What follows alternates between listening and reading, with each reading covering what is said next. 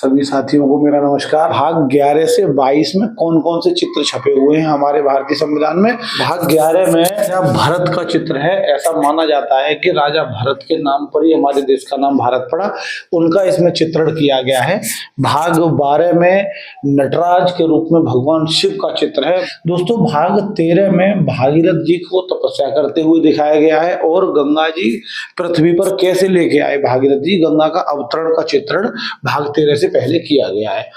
भाग 14 में अकबर का दरबार उसमें दिखाया गया है कि अकबर के दरबार में किस तरह दरबार लगा। भाग 15 जो है उससे पहले छत्रपति शिवाजी महाराज और गुरु गोविंद सिंह का चित्रण है। सिखों के अंतिम गुरु थे 10वें गुरु गोविंद सिंह। दोस्तों, भाग 16 से पहले रानी लक्ष्मीबाई, झांसी की रानी, खूब लड़ी मर्दानी वह तो झांसी वाली रानी थी, हम सब ने कविता सुनी हुई है।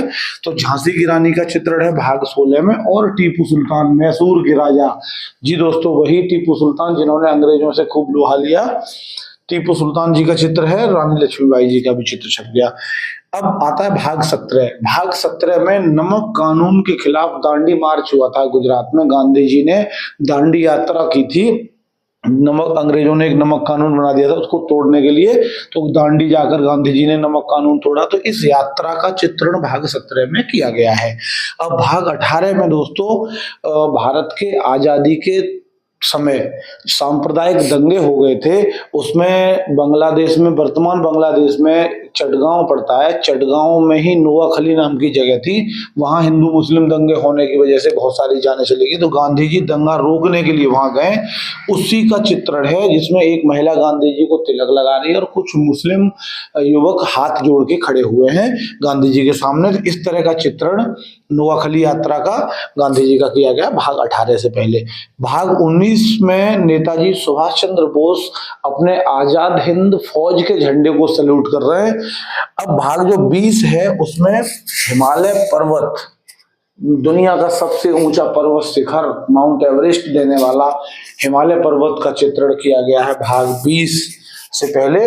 और भाग 21 जो है उसमें दिया गया है थार रेगिस्तान को पार करते हुए ऊंट। भारत में थार रेगिस्तान है, उसको ऊंट की सवारी, क्योंकि रेगिस्तान का जहाज हमारा ऊंट है, उसका चित्रण किया गया है।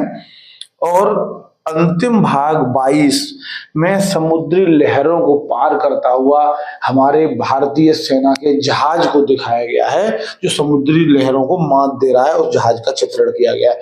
दोस्तों, प्रारंभिक जो पेज कवर था संविधान का, उस पर अशोक चिन्ह था। और अंतिम जो कवर है, पिछला कवर, संविधान का जो पिछला कवर है, उस पर सुनहरे रंग का एक पुष्प गुच्छ बना हुआ है, गोल रंग का पुष्प गुच्छ। वो श्रद्धांजलि दी गई है शहीदों को, जो आजादी की लड़ाई में शहीद हुए, उन सभी शहीदों को श्रद्धांजलि दी गई है।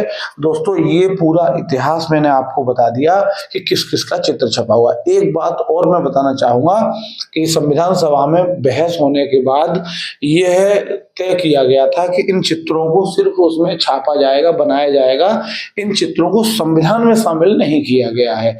संविधान में शामिल नहीं किया गया, चित्र सिर्फ चित्रकारी करके संविधान में छापे गए हैं, बनाए गए हैं नंदलाल बोस जी के द्वारा, लेकिन ये संविधान के किसी लेख में शामिल नहीं है। अगर ये आपको जानकारी अच्छी लगी हो और अगर आपको कुछ नया सीखने को मिला हो तो कृपया कमेंट करके मुझे जरूर बताएं। मिलेंगे अगले वीडियो में। जय हिंद।